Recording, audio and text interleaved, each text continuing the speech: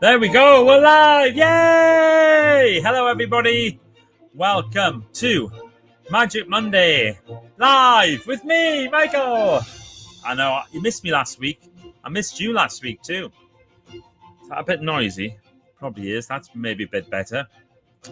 So I've got some good stuff to talk to you about today. I'm going to be calm. Sometimes when I review these, I always review them. I look and I think I was probably a bit too fast, maybe a little bit too shouty. Today, I'm going to slow down a bit. But first of all, I need to do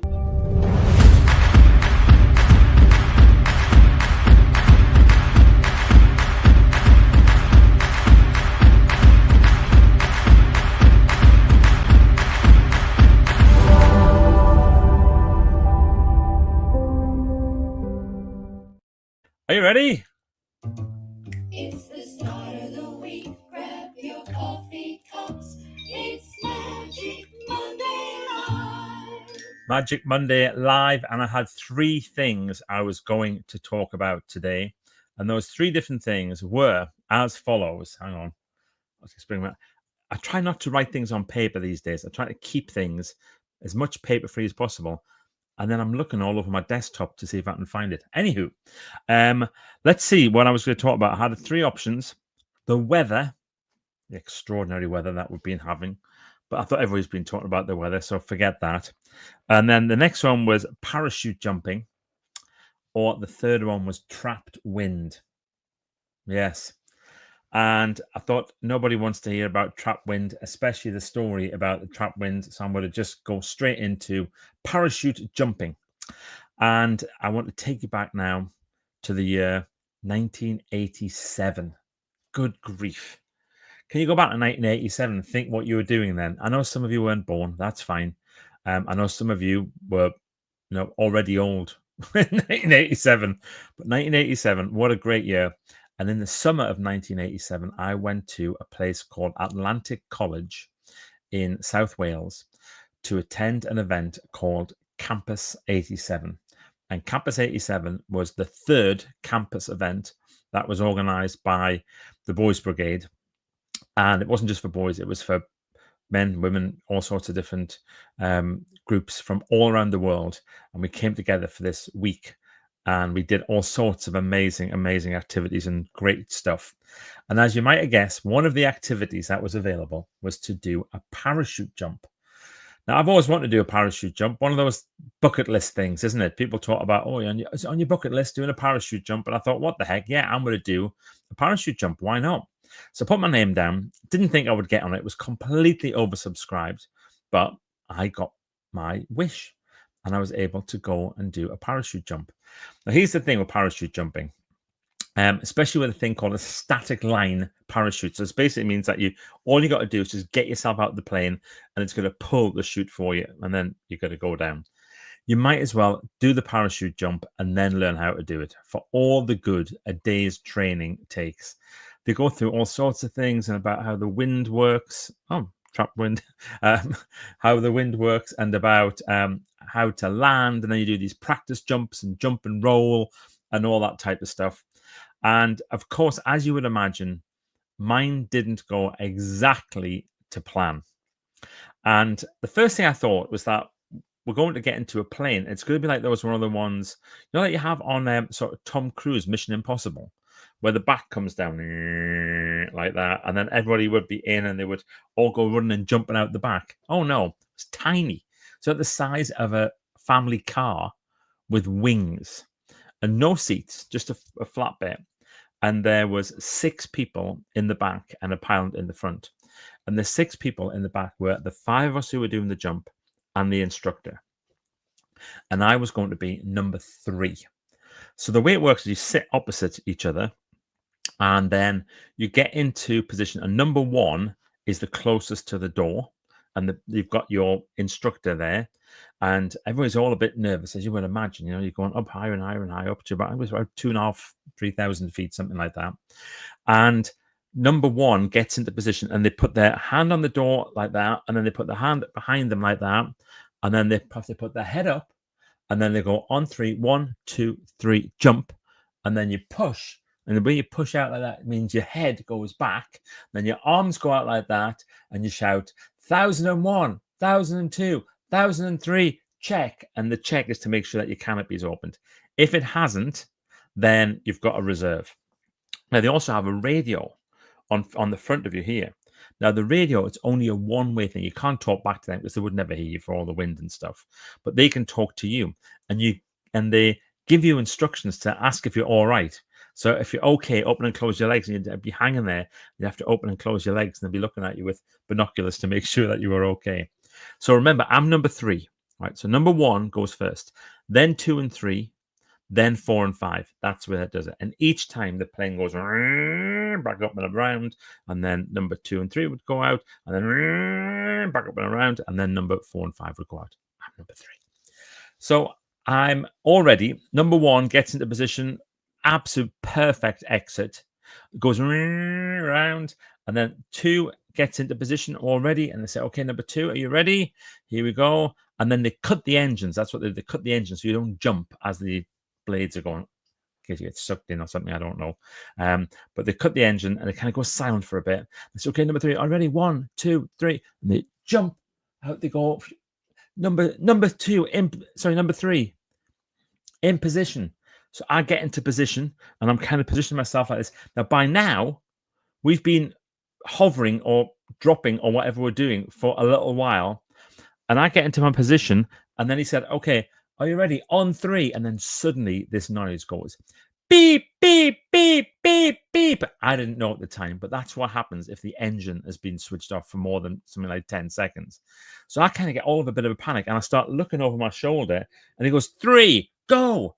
And I wasn't quite ready, but anyway, he helped me out a little bit also. I didn't realize, but I think they do that with everybody, help them out a little bit. And so I went out, and I was looking like this rather than looking like that. Well, as you can imagine, jumping out of a plane, rather than doing this, doing that, I immediately flipped upside down, and I started shouting 1,001. I'd lost how to count. 1,001, 1,002, 1,003. Did that, and then my chute opened, and because I was upside down when it opened, it flipped me around the other way. It was known as a bad exit. And I kind of was like, oh, a bit like that. And I was in this complete daze. I was in this complete panic. And I'm looking around, and I was thinking, oh, the chute's open. That's okay. Oh my goodness, I'm going to live. That's a good start. And then I looked down, and I suddenly realized that the radio has been saying, number 3, are you okay? Open and close your legs. So, oh, yeah. So start doing that with my legs. Like, okay, thank goodness. You're going to have to pay attention. So, okay, that's fine. Anyway, I look down, and there's number 1 is a way down. Number 2 is kind of ahead of me. And I'm number 3. And I'm already, I can tell, going off course. Now, these are the types of parachutes. You cannot steal them. Not those ones where you kind of pull down one side and you go off the other side, spin around, all that type of thing. You're basically just dropping. And you're dropping, and you are going to land wherever your chute is going to take you. And I decide completely by accident that I'm going to land on the runway. So at the airfield, there's grass everywhere, one strip of runway, and I'm going straight for it. And I was thinking, oh shit, this isn't going to be good. This isn't going to be good. And I'll go down, and you kind of get into your head, okay, it's 10 seconds, 10, 9, 8, 7, 6, 5, 4, 3, 2, 1, boom! And that last few seconds, the ground comes shooting up to meet you. Your timing goes completely out. And I went bang, and I hit the ground. And you meant to hit and then do the roll. And what I did was I hit, and I stopped perfectly still in the middle of the runway. Then I remembered I had to do the roll. So I kind of fell over and did my roll. And while I was on the floor, I was so relieved that I'd got down there, I decided to kiss the tarmac. And it's interesting, we just had a new Pope. Remember Pope John Paul came in when he would arrive somewhere, he used to kiss the ground. And suddenly my little radio says, could please Pope John Paul stop kissing the ground? A plane's about to land.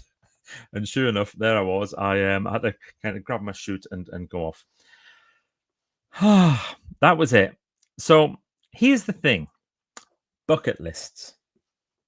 Would I ever do it again? No. Why did I want to do it? because everybody else was talking about it. That is not a bucket list.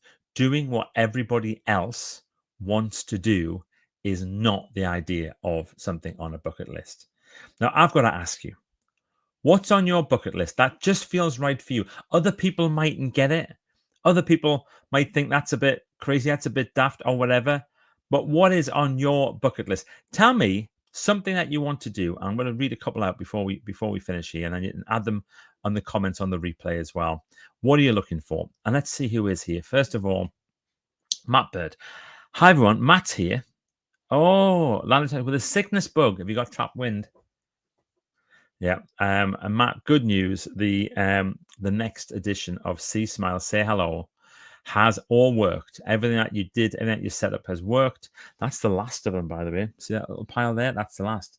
And I've got 4 to send out today, which means there's going to be 5 or 6 left. But it's available on Amazon now, and it's available. You can order it via bookshops and all that type of thing. So we're all good. We're happy with that. Thank you, Matt. Lorraine is here. Lorraine says, hello, everybody, from Bridge House. Brig House. Yeah, Brig House, not Bridge House. Brig House, as in Brig House and Maastricht. Huddersfield today. Hello, Lorraine. Nice to see you. Diane's here. I'm in the Lake District. Diane's just over there for me. Just up there. Just up that road there is the Lake District. About 45, 50 minutes, but just up there. Hope you're having a brilliant time. God, you got the weather for it, haven't you? Fantastic. Mike's here. If you can walk away from the landing, then the bad exit wasn't too bad. Thank you. That's what you get a parachute log for if you want to go and do more. And then they wrote on good first jump. And I said to the guy, I said, what does that mean? He goes, we're writing on everybody's. I checked with the other 4 people who were with me. They all had different things like really great first jump, excellent execution, really good landing, all that type of stuff. Mine just said good first jump.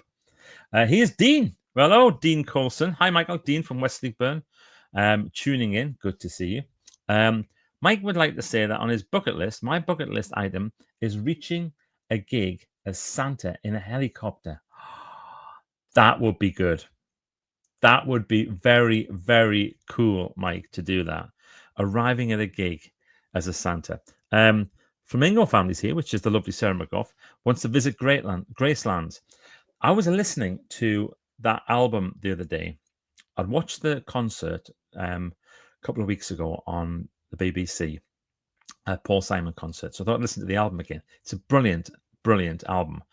And that track, Graceland, and there's that lovely line, the Mississippi Delta was shining like a national guitar.